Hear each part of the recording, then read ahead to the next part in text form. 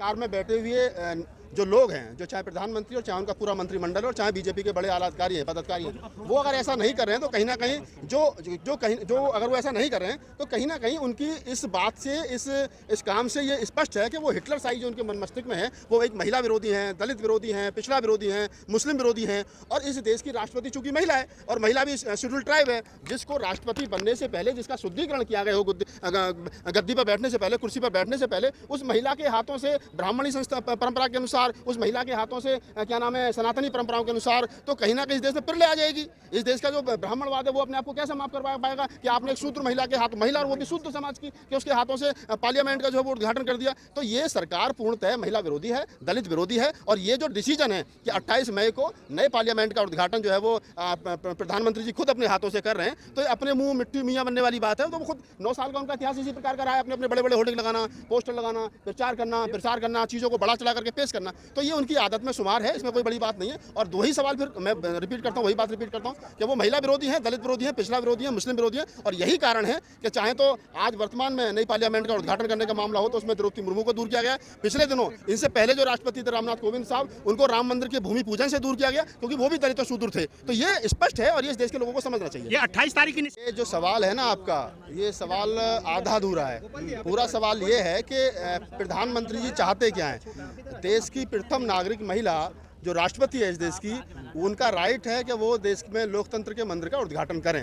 लेकिन अगर सरकार में बैठे हुए जो लोग हैं, जो चाहे प्रधानमंत्री और चाहे उनका पूरा मंत्रिमंडल और चाहे बीजेपी के बड़े आला अधिकारी हैं, पदाधिकारी हैं, वो अगर ऐसा नहीं कर रहे हैं तो कहीं ना कहीं जो अगर वो ऐसा नहीं कर रहे हैं तो कहीं ना कहीं उनकी इस बात से इस काम से ये स्पष्ट है कि वो हिटलर साई जो उनके मन मस्तिष्क में है, वो एक महिला विरोधी हैं, दलित विरोधी हैं, पिछड़ा विरोधी हैं, मुस्लिम विरोधी हैं। और इस देश की राष्ट्रपति चूंकि महिला है और महिला भी शेड्यूल ट्राइब है, जिसको राष्ट्रपति बनने से पहले जिसका शुद्धिकरण किया गया हो गद्दी पर बैठने से पहले, कुर्सी पर बैठने से पहले, उस महिला के हाथों से ब्राह्मणी संस्था परंपरा के अनुसार, उस महिला के हाथों से क्या नाम है सनातनी परंपराओं के अनुसार, तो कहीं ना कहीं इस देश में पिरले आ जाएगी। इस देश का जो ब्राह्मणवाद है वो अपने आप को कैसे माफ कर पाएगा कि आपने एक शूद्र महिला के हाथ, महिला और वो भी शुद्ध समाज की, कि उसके हाथों से पार्लियामेंट का जो है वो उद्घाटन कर दिया। तो ये सरकार पूर्णतः महिला विरोधी है, दलित विरोधी है। और ये जो डिसीजन है कि 28 मई को नए पार्लियामेंट का उद्घाटन जो है वो प्रधानमंत्री जी खुद अपने हाथों से कर रहे हैं, तो अपने मुंह मिट्टी मियाँ बनने वाली बात है। तो वो खुद 9 साल का उनका इतिहास इसी प्रकार का रहा है, अपने अपने बड़े बड़े होर्डिंग लगाना,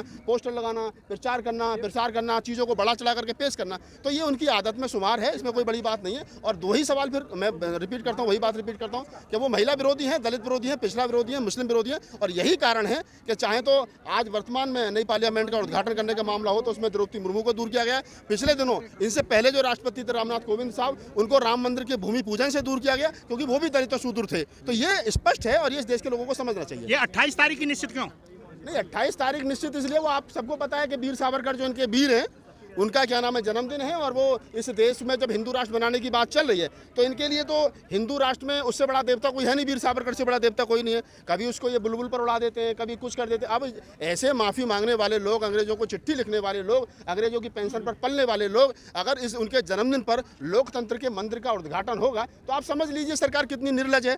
ये सरकार की 24 की तैयारी तो है और कब की 25 की थोड़ा, ये तो पौने 24 की तैयारी हो रही है। 24 की भी उससे पहले वाली तैयारी चल रही है। विपक्षी दल विरोध कर रहे हैं, क्या कहेंगे आप? नहीं, विपक्षी दल के विरोध कर रहे हैं, हम भी विरोध कर रहे हैं, आप विरोध नहीं कर रहे हैं। ये पत्रकार है, ये एक्टिविस्ट, या कौन सा ऐसा आदमी बताओ जो विरोध नहीं कर रहा है? हर वो आदमी बुद्धिमान जो थोड़ा बहुत भारत की राजनीति को समझता है, भारत के जातिवादी चेहरे को समझता है, भारत की मनुवादी सिस्टम को समझता है, भारत के ब्राह्मणवादी सिस्टम को समझता है, भारत के अंदर जो जाति के आधार पर शोषण अत्याचार होता है उसको समझता है, वो तमाम लोग इस बात का विरोध करेंगे जो समता प्रेमी है, जो बंधुता में प्रेम रखते हैं, जो संविधान के आर्टिकल, जो संविधान के preamble we the people of India में विश्वास रखते हैं, वो तमाम लोग इसका विश्वास करेंगे, विरोध करेंगे। और करना भी चाहिए क्योंकि हमारा फंडामेंटल राइट्स है। जो देश के अंदर गलत होगा तो हम नहीं बोलेंगे तो फिर कौन बोलेगा? भाई हम बोलेंगे। रामगोपाल यादव ने और आचार्य प्रमोद कृष्णम ने दोनों ने समर्थन किया है प्रधानमंत्री के। नहीं, रामगोपाल यादव ने क्यों किया है? हो सकता है उनको भी डर हो कहीं सीबीआई का छापा ना पड़ जाए।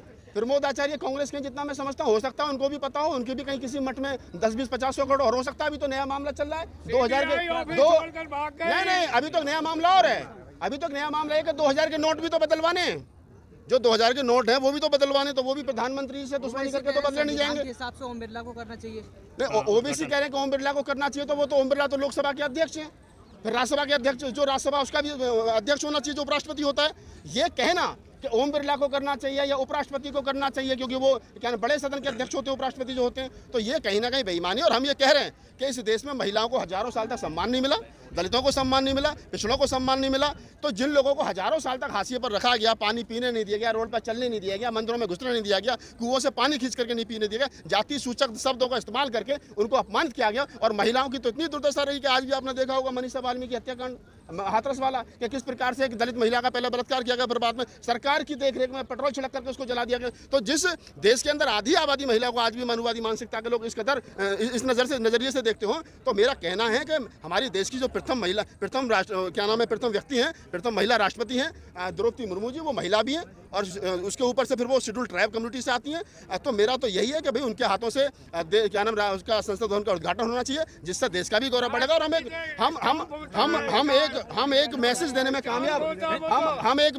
कामयाब हो पाएंगे कि देखो, भारत एक ऐसा लोकतांत्रिक देश है कि जहां पर महिलाओं का इतना सम्मान है कि देश के लोकतंत्र के मंदिर का एक महिला के हाथों से उन्होंने उद्घाटन करवाया है। अच्छा, अगर प्रधानमंत्री अगर उद्घाटन करते हैं तो परेशानी क्या है जनता को? नहीं, परेशानी कुछ नहीं है। लोकतंत्र में बहुमत की, देखिए मेरी व्यक्तिगत पीड़ा कुछ नहीं है, ना मुझे एमएलए बनना, ना एमपी बनना, ना निगम पार्षद बनना, ना कुछ बनना, मुझे कुछ नहीं बनना। मैं सिर्फ ये कह रहा हूँ कि अगर प्रधानमंत्री जी को ये लगता है कि वो सही है, तो लोकतंत्र में जमहूरियत जो है उसमें क्या है कि बहुमत की कीमत है। सर्वदलीय बैठक बुलाइए। आज 19 राजनीतिक दलों ने अगर बहिष्कार कर दिया और ये कह दिया कि हम इसमें हिस्सा नहीं लेंगे, तो आप समझिए ना कहीं विरोधाभास तो है। और लोकतंत्र में सबसे बड़ी बात यह है कि अगर आप लोकतंत्र को सही मायने से चलाना चाहते हो, तो लोकतंत्र में राजनीतिक दल छोटा है या बड़ा, उसकी अपनी वैल्यू है, क्योंकि वो भारत को बेहतर बनाने के लिए काम कर रहा है राजनीतिक रूप से। तो जो लोग ये कह रहे हैं कि अभी प्रधानमंत्री जी अगर कर देंगे तो क्या बुरा हो जाएगा, तो मैं थोड़ी कह रहा हूं कि बुरा हो जाएगा, अच्छा हो जाएगा। लेकिन मेरा सवाल यहाँ एक और खड़ा होता है कि प्रधानमंत्री जी अगर लोकतंत्र को मानते हैं, भारत के संविधान में आस्था रखते हैं, तो उनको चाहिए था कि ये जो उन्होंने घर में 4x4 के कमरे में बैठ करके कह दिया कि 28 मई को उद्घाटन,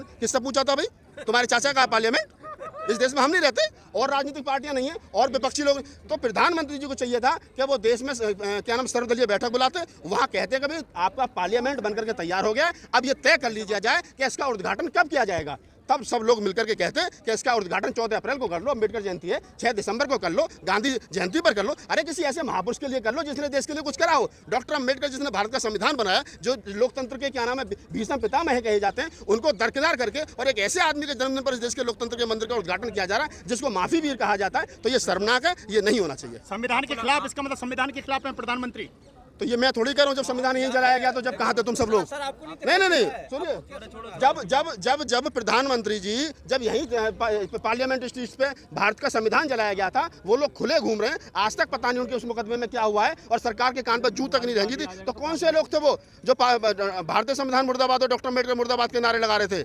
तो ये सोचने वाली बात है ना कि जिस आज़ादी के 75 साल तक जिस हम रास्ते पर चलकर, जिस क्या नाम है संविधान के पर चल करके हम लोग यहाँ तक पहुँचे हैं कि भारत एक बेहतर देश बन पाया है, और हम उसी संविधान को कुचल करके जो आगे बढ़ने की बात कर रहे हैं। तो सरकार जिम्मेदार है, सरकार के सिस्टम में बैठे हुए लोग जिम्मेदार हैं, और सरकार के जो इशारे पर जो इस देश में हिंदू राष्ट्र का जो सपना देख रहे हैं लोग, पाले बैठे कि हम इसको हिंदू राष्ट्र बनाएंगे। हालांकि मैं तो कहता हूँ पहले गाँव हिंदू राष्ट्र बना लो, उसके बाद बैठ के बात कर लेंगे बेटा बनेगा नहीं बनेगा। तो ये जो लोग हैं, जो अनपढ़ और कुपढ़ लोगों की टीम घूम रही है देश के अंदर, ये जो कोई ये दल और वो दल और ऐसा दल और वैसा दल, पता नहीं कौन से दल हैं, ये सारे दल जो है कहीं ना कहीं भारतीय संविधान विरोधी हैं। ये मनुस्मृति को लागू करके इस देश के अंदर SC ST OBC माइनॉरिटी, इस देश की आधी आबादी महिला को गुलाम बना करके रखना चाहते हैं। उनको बिल्कुल हजम नहीं होता है कि इस देश की महिलाएं इस कदर कैसे मजबूत हो गई, जिनको पैर की जूती समझा जाता था कि वो आज भारत में क्या गोल्ड मेडल जीत करके अपने अधिकार के लिए लड़ रही है। वो कैसे इस देश का शेड्यूल कास्ट इतना मजबूत हो गया कि वो आज टॉप कर गया। अभी देखो कल परसों हम एक शेड्यूल कास्ट की लड़की ने IAS टॉप किया है। तो ये इस देश की बेटियां कैसे जो शेड्यूल कास्ट की दलित समाज की लड़कियां जो टीना डाबी हो गई, तो ये उनको हजम नहीं हो रहा है।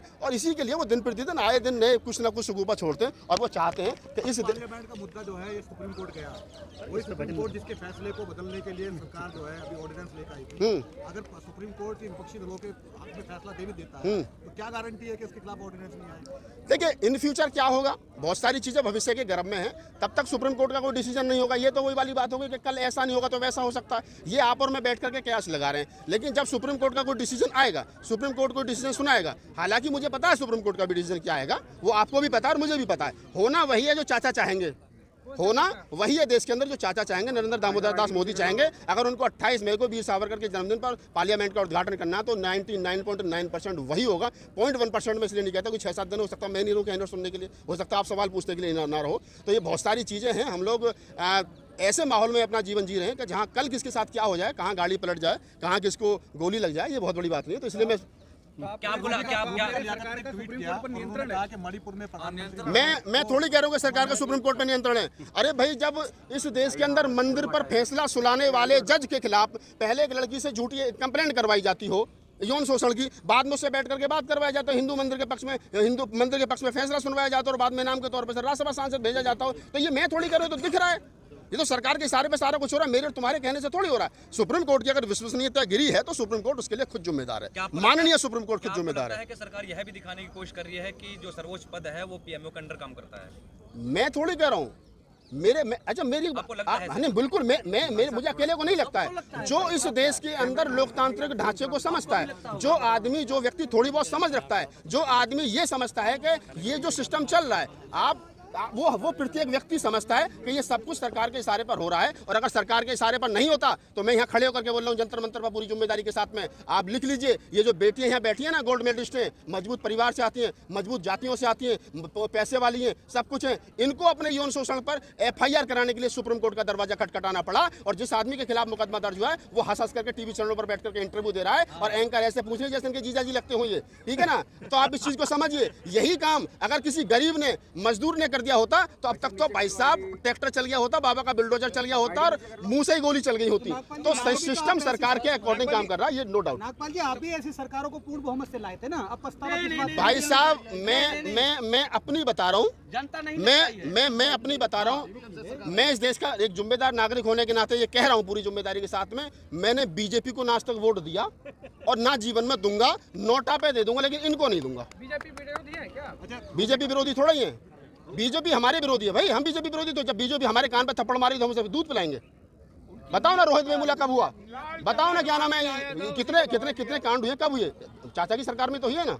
तो आप, मैं थोड़ी करूँ, आप 9 साल का इतिहास उठा के देख लीजिए। इसका गेम सेट किया गया है, विपक्ष को 2-3 राज्य दे दिया जाता है और अरे रुक जाओ, उन्होंने मणिपुर विधानसभा का फोटो डालते हुए कहा सोनिया गांधी और प्रधानमंत्री बनने के लिए वो उसका उद्घाटन कर रही है कि इन्हें जो है जब तब राष्ट्रपति याद नहीं आया, आप कैसे आ गया? देखिए, ये एक दूसरे के ऊपर आरोप लगाने वाली बात है। वो वाली बात नहीं कि भाई तुम्हारा कुत्ता कुत्ता, हमारा कुत्ता टॉमी, तो ये वो वाली बात है। कुछ और इसमें ज़्यादा फर्क नहीं है। तुमने भी तो क्या नाम है, गुड़ से खाई थी, अगर हम चटनी से खा रहे हैं तो कौन सी दिक्कत हो गई? ये क्या है कि जब इस प्रकार की आप बातें कहोगे तो आपको पिछला इतिहास जो वो निकाल करके दिखा दिया जाएगा। आपने भी तो ऐसा करा, अगर वो घटिया थे तभी तो आपको लेकर के आए थे भाई। अगर वो खराब थे कांग्रेस वाले तो इसलिए आपको लेकर के आए थे, इसलिए थोड़ी आपको लेकर के आए थे कि वो कम घटिया तो तुम ज़्यादा घटिया बनोगे। तो ये कोई सवाल